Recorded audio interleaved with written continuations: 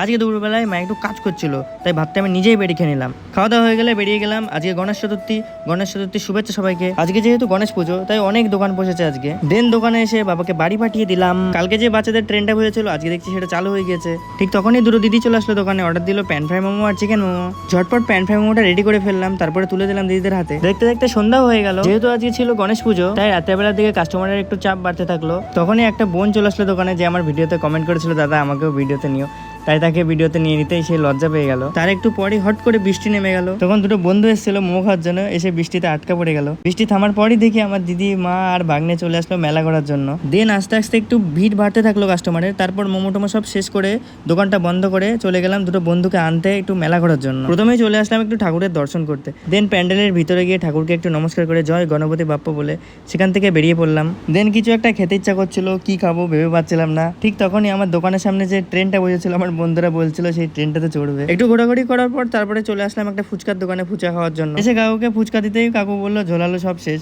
তাও কোনো রকম 10 টাকা করে আমাদের ফুচকা কাকু খাইয়ে দিল। তা খেয়ে আমাদের পেট ভরলো না। তারপর চলে আসলাম চপ আর সিঙ্গাড়া খেতে। খাওয়া দাওয়া সব কমপ্লিট করে চলে গেলাম বাড়ি। আজকে ভিডিওটা এইটুকুই ছিল। ভালো লাগলে লাইক কমেন্ট শেয়ার করে দেবেন।